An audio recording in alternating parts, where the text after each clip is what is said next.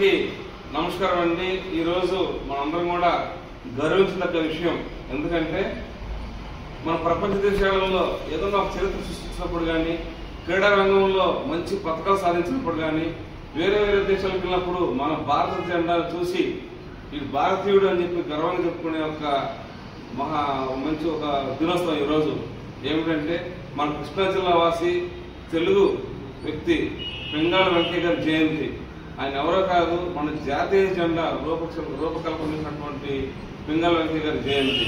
మరి ఇప్పుడు నేను ముందుగానే చెప్పాను, ఆయన చరిత్ర మన చరిత్ర గురించి భారతీయుడు తెలుసుకున్న దాంట్లో కీర్తి పత్రిక సంపాదించినప్పుడు ఆ భారత జెండా ఎప్పుడైతే ఎక్కడ వేస్తామో వీడు భారతీయుడు, మనం భారతీయులను చెప్పుకునే ఒక మంచి జెండాను రూపొందించినటువంటి మహనీయుని జయంతి సందర్భంగా మన సిఐ పెద్దరాజు గారు గన్నవరం వెంకయ్య చిత్రపటానికి పూలమాల సమర్పించి వారి యొక్క అమూల్యమైన సందేశాన్ని ఇవ్వాల్సిందిగా కోరుకుంటున్నాను.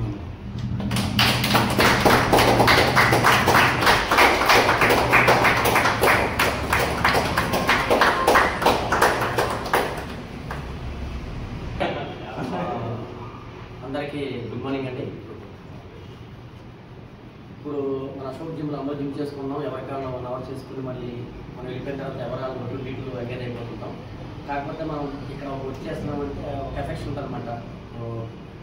అంటే నాకు కొంతమంది ఫేస్ అయితే అందరికీ తెలిసి కానీ పేరు అందరికీ తెలియదు నాకు. ఈరోజు మన అశోక్కు సంబంధించినటువంటి పింగళ వెంకయ్య గారి యొక్క జన్మదినోత్సవాన్ని మన ప్రెసిడెంట్ గ్రూప్ ఇలా గ్యాదర్ అవ్వడం జరిగింది. ఇలా ఎందుకు గ్యాదర్ అవుతామంటే మనం భారతీయులము ఒక గర్వం అన్నమాట. అంటే నేను డిపార్ట్మెంట్ కాబట్టి నేను ఎన్సీసీ క్యాంప్ చేసినప్పుడు కానీ ఏదైనా ఉన్నప్పుడు ఒక ఫ్లాగ్ని మన భారతీయ జాతీయ జెండాను చూస్తే ఒక రకమైనటువంటి ఒళ్ళు పులకరిస్తారు అన్నమాట. అది మనకు ఇంటర్నల్గా ఒక భారతీయుడు అనే ఫీలింగ్ మనలో కలుగుతుందండి. వీళ్ళు ఎవరైనా సరే అంతమంది ఒకసారి కౌడిలో ఒక్కసారిగా మన నేషనల్ ఫ్లాగ్ ఎదుర్కొంది అంటే కనుక ఒక రకమైనటువంటి అలజడి అనేది కలుగుతుంది మనసులో. అటువంటి జాతీయ జెండాని మన పింగళ వెంకయ్య గారు, అది మన ఆంధ్రవాసి కృష్ణా జిల్లా బట్ల పెనుమండ గ్రామంలో జన్మించిన వ్యక్తి, దాన్ని రూపొందించడం మనకి నిజంగా గర్వకారణం. ఇతను 1878 సంవత్సరంలో జన్మించాడు. మంచి విద్యావేత్త మాట. ఈయన సైన్యంలో కూడా పనిచేశాడు, ఆర్మీలో కూడా పనిచేసి తర్వాత కొంతకాలం బయటకు వచ్చి రకరకాల వ్యవసాయ పరిశోధనలు, తర్వాత ఖనిజ సంబంధించిన వాటిలో కొన్ని ఉద్యోగాలు చేసిన తర్వాత ఇంకొక ఆలోచన వచ్చింది. ప్రతి దేశానికి ఒక జెండా ఉంటుంది, అదేవిధంగా మన భారతదేశానికి కూడా ఒక జెండా ఉంటే ఏ విధంగా ఉంటుందని ఇతను సుమారు 30 నమూనాలను తయారు చేయడం జరిగింది. చేసి అప్పుడు 1921లో గాంధీ గారు విజయవాడ వచ్చినప్పుడు అప్పుడు కాంగ్రెస్ మహాసభ జరుగుతుంది. ఆ టైంలో ఇతను ఒక నమూనాను ఎగ్జిబిట్ చేస్తే గాంధీ గారు దాన్ని ఆమోదిస్తారు. ఆమోదించిన కొత్తలో మనకి మధ్యలో అశోక్ చక్రం ఉండదండి, రాట్నం ఉంటుంది. మన చూసారు మన చేనేత కార్మికులు మరాస రాట్నం ఉంటుంది అన్నమాట. ఆ రాట్నం ఉండేది గతంలో. తర్వాత కాలక్రమేణి మనకి స్వతంత్రం వచ్చిన తర్వాత ఆ రాట్నం ప్లేస్లో ఈ సారనాథ స్తూపం నుంచి గ్యాదర్ చేసినటువంటి అశోక చక్రం అది ఉండడం జరుగుతుంది.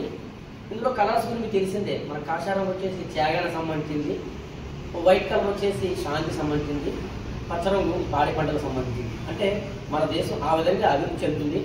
అంటే మనంతా కూడా భిన్నత్వంలో ఏకత్వం, రకరకాల రిలీజన్స్ ఉంటారు మన దగ్గర, రకరకాల డిఫరెంట్ మెంటాలిటీ గల వ్యక్తులందరినీ కూడా ఒకే తాటకి తీసుకొచ్చి వీళ్ళందరూ భారతీయులని చెప్పడానికి మనకి ఈ జెండా ఎంతగానో దోహదపడుతుంది.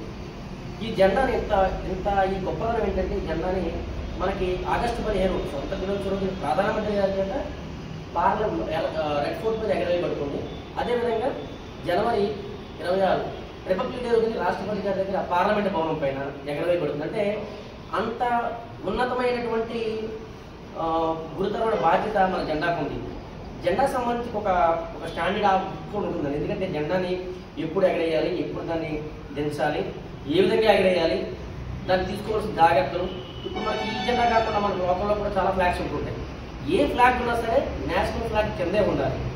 దీనికంటే ఎక్కువగా ఎగరడానికి దీనికి అర్హత లేదు.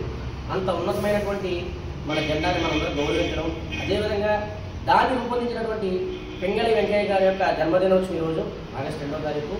దాన్ని మరొకసారి గుర్తించుకోవడం అంటే ఇలాగ మనం మహనీయుల యొక్క గుర్తించుకోవడం ఏంటంటే ఇది భావితరాల వారికి కూడా అరే మన స్వతంత్రాన్ని రావడం కోసం లేదా ఒక జాతీయ పతాకం రూపొందించడంలో ఇటువంటి యొక్క పెద్దలు చేసినటువంటి కృషి మనకు తెలుస్తుంది. అది మన భావితరాలకు అందిస్తూ ఉండాలి. ఇప్పుడు ఇవన్నీ సమర్చిపోతున్నాయి. ఇప్పుడు వచ్చినటువంటి టెక్నాలజీ వల్ల కానీ అన్నీ కూడా కనుమరుగుతున్నాయి. అయినా సరే కొన్ని కనుమరుగవడానికి వీల్లేదు. ఖచ్చితంగా మన భావితరాలకు అందించాలి. అటువంటి మహత్కార్యాన్ని ఇప్పుడు అశోక్ లాంటి వాళ్ళు ఇలాగా కొంతమంది 10 మందిని గ్యాదర్ చేసి అది చెప్పడం వల్ల ఇది మౌత్ పబ్లిసిటీ ద్వారా కూడా ఎదరికి వెళ్తుందని ఆశిస్తూ ఇటువంటి చక్కని కార్యక్రమాన్ని మన యొక్క అశోక్ జిమ్లో అరేంజ్ చేసినటువంటి మన అశోక్ అన్నకి మరొకసారి ధన్యవాదాలు తెలియజేసుకుంటూ నాకు చక్కని